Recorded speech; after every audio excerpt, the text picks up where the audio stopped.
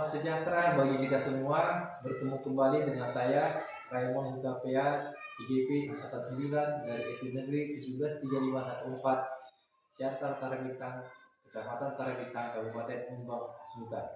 Kali ini saya ditemani oleh Ibu Sunorang. Beliau guru kelas 6 di SD Negeri 173514 Siantar Karangintang. Apa kabar Ibu? Sehat Pak.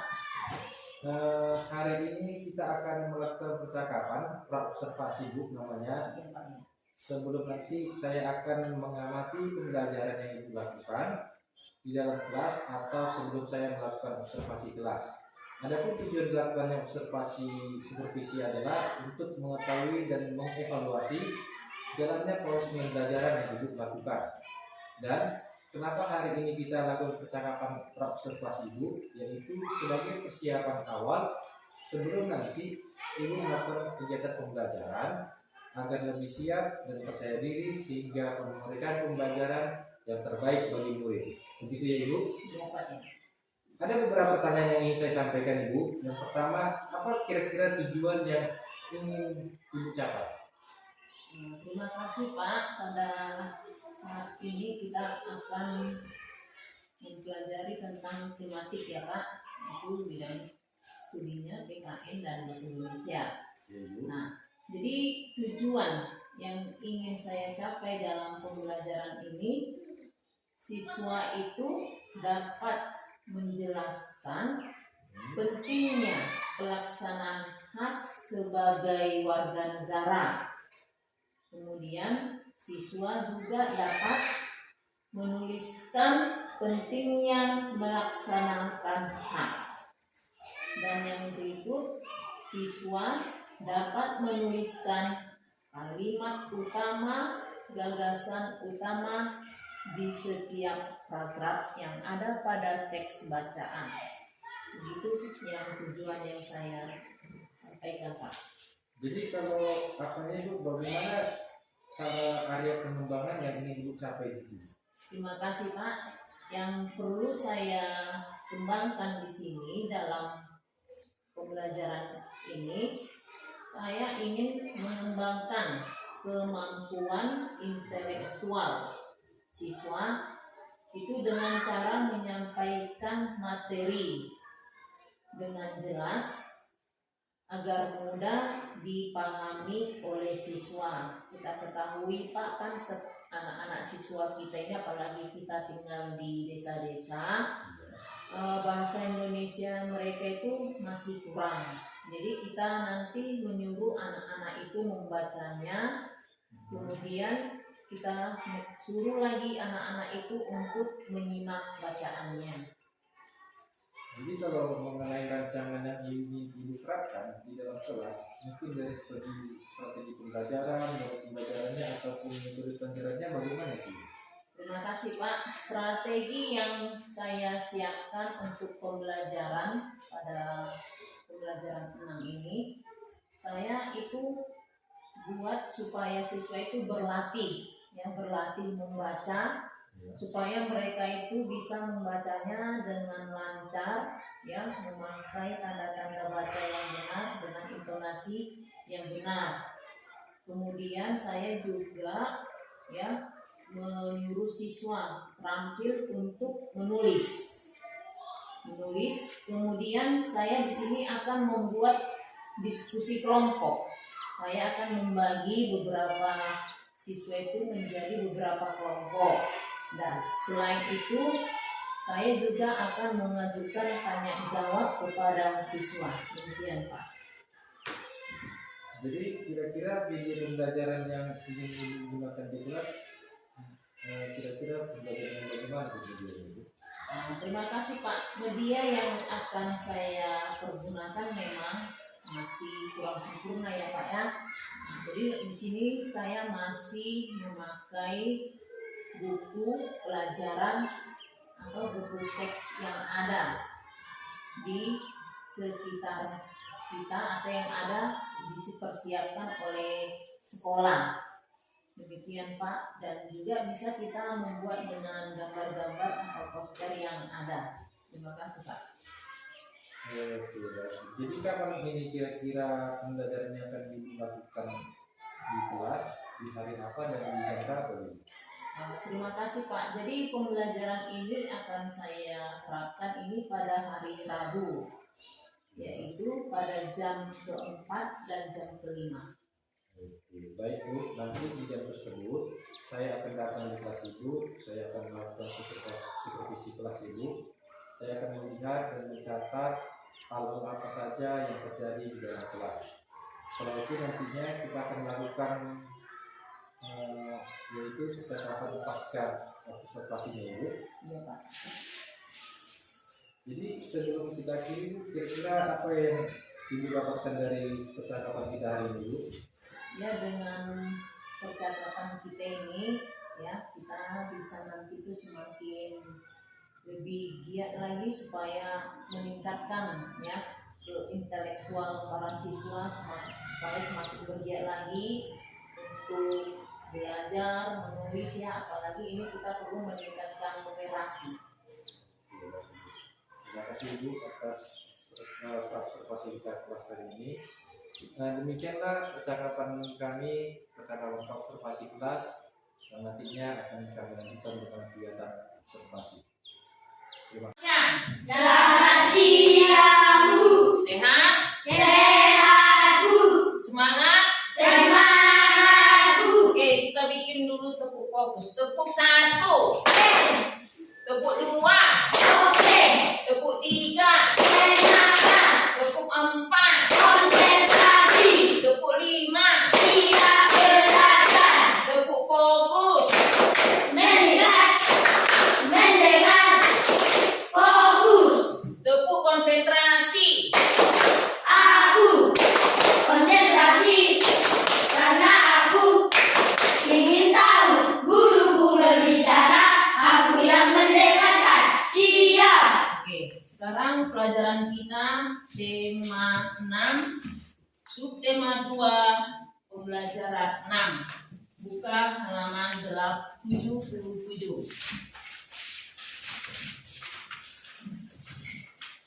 Sudah?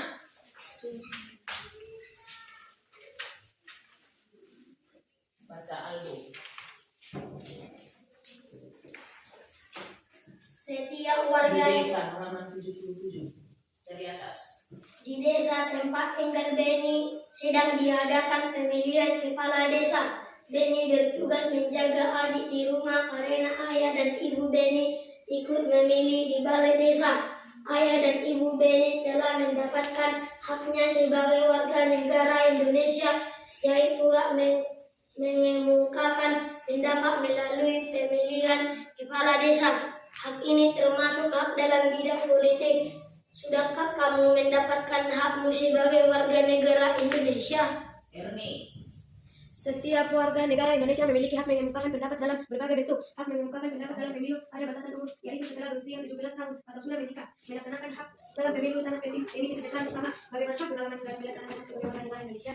Oke, kita pada saat ini sedang mempelajari tentang hak. Ya, hak. Hak itu sudah kita miliki sejak kita lahir, sejak kita kecil. Hak sesuatu yang harus kita miliki, ya kan? Yang harus kita miliki. Nah, jadi pada bacaan ini hak sebagai warga negara. Hak sebagai warga negara. Nah, setelah kita tadi membaca cerita, di sini menceritakan hak seorang warga negara, di mana hak keikutsertaan mereka di dalam pemilu. Nah, di sini kita tadi membacanya, ayah dan ibu Beni, ya,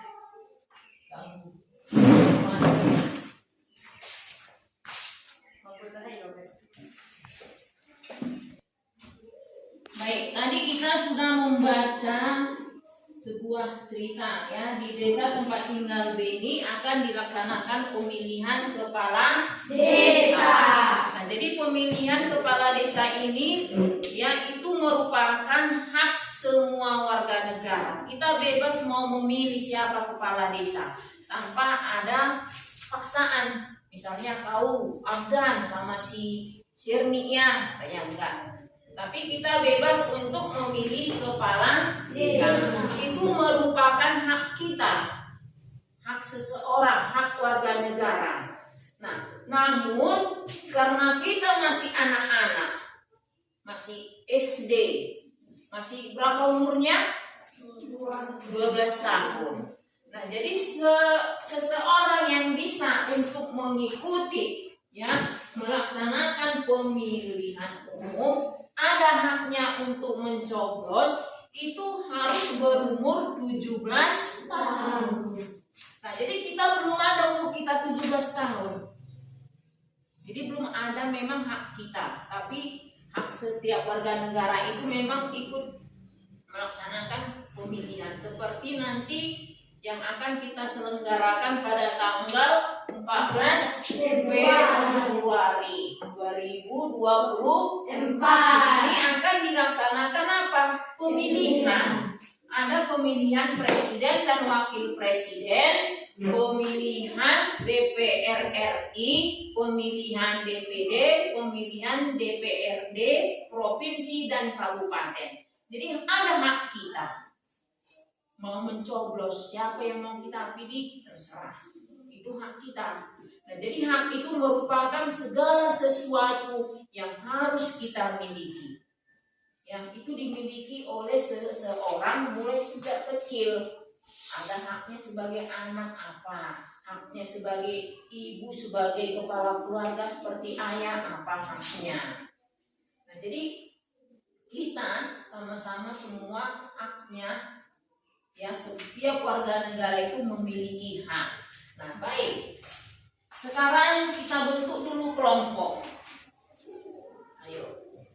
Kita bagi beberapa kelompok ini bentuk mejanya jadi 10 kelompok. Ayo. Kita diskusikan sama-sama. Halaman 78. Di situ ada pertanyaannya. Nah, apa pentingnya melaksanakan hak berdasarkan bacaan di atas? Nah, ini ada bacaan kembali, nah di atasnya bacaan kembali yang berjudul mengapa harus melaksanakan hak. Mengapa? Nah, jadi ini nanti kita diskusikan, ini ada pertanyaan. Apa pentingnya melaksanakan hak berdasarkan bacaan di atas? Kemudian, apa pentingnya melaksanakan hak untuk diri kita sendiri? Apa itu pentingnya? Oke, sekarang coba kita diskusikan sama-sama. Ayo, ambil bukunya. Satu ada yang menulis, nanti ada yang menulis, kerjasama. Ayo. Nomor 1 baru nanti buat di situ ada hasil diskusi kelompok pada kolom yang di bawah itu hasil kesimpulan dari pertanyaannya dari nomor 1 dan nomor 2. Di sini Pak Pansa. Ya, oke, mulai.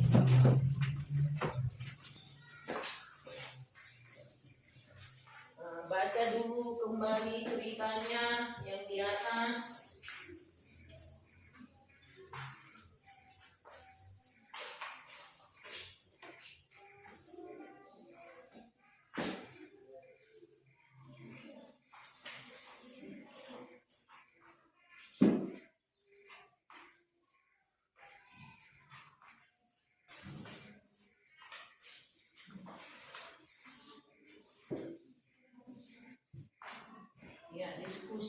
Diskusi kerjasama, keluarkan pendapatnya, jangan hanya diam.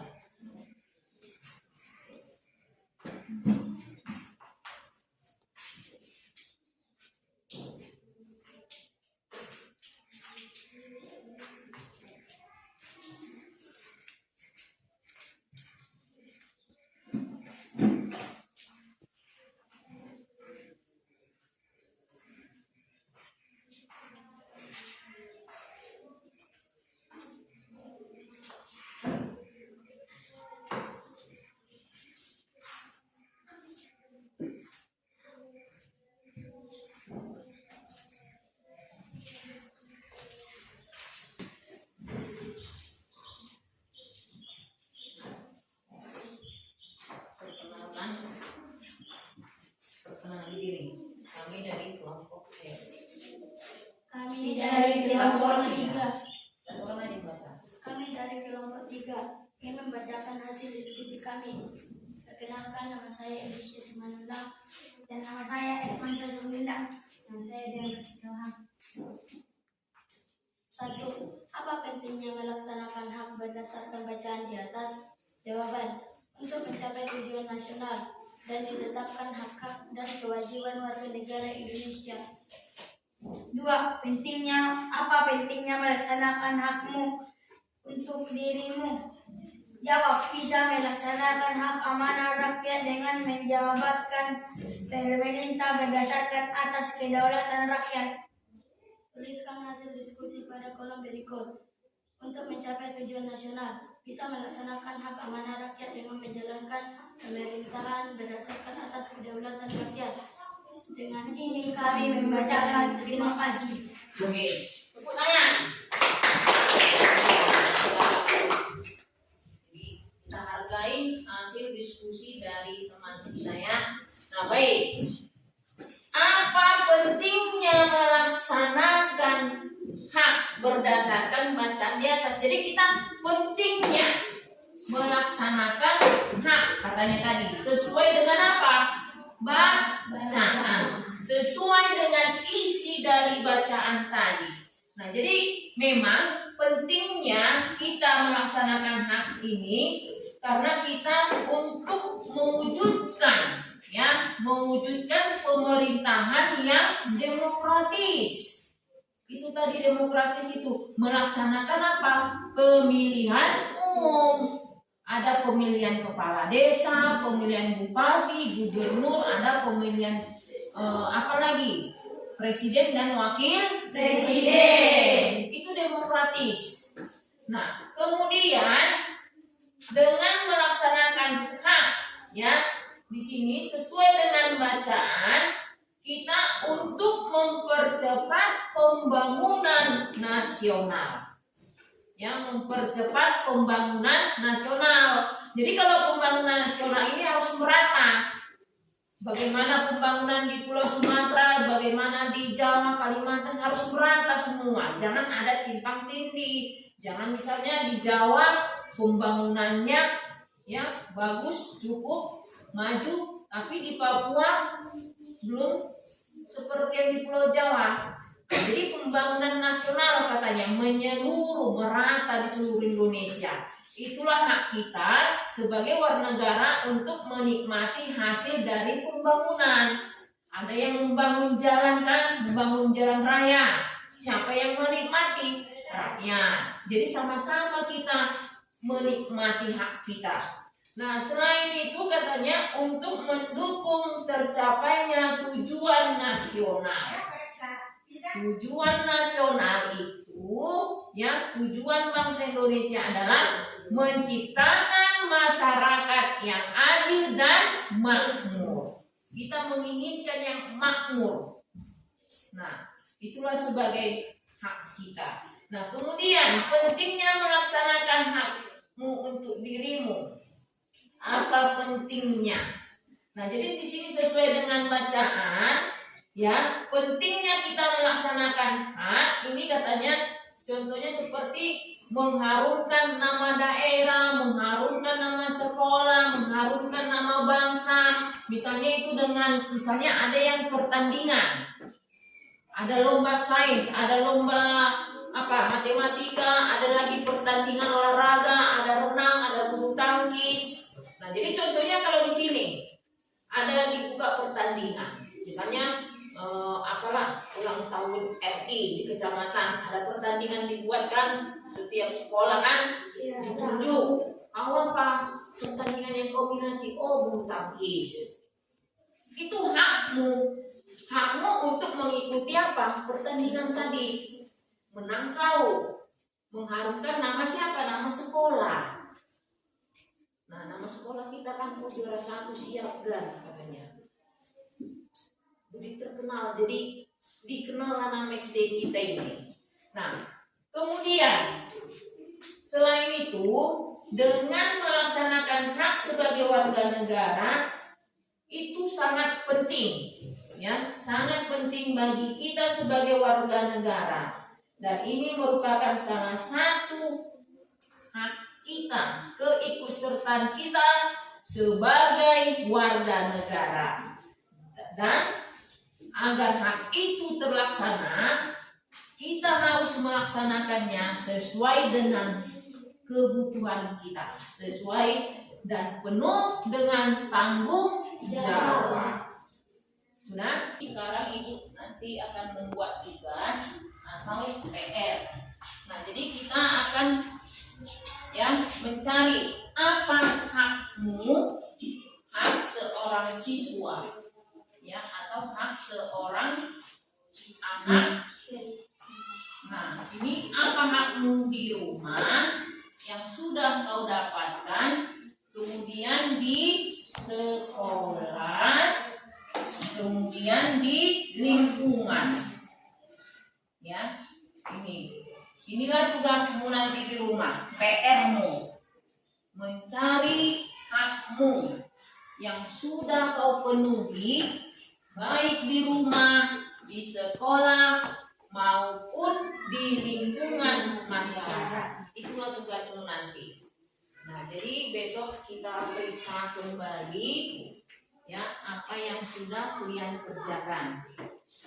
Nah, jadi cukup sekian, sampai di sini dulu pembahasan kita tentang materi hak.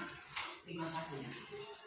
Ya, terima kasih. Berjumpa kembali dengan saya di kegiatan pasca observasi, masih ditemani oleh Ibu Sumorang sebagai guru yang telah diobservasi pada kegiatan supervisi kemarin. Baik Bu, terima kasih waktunya.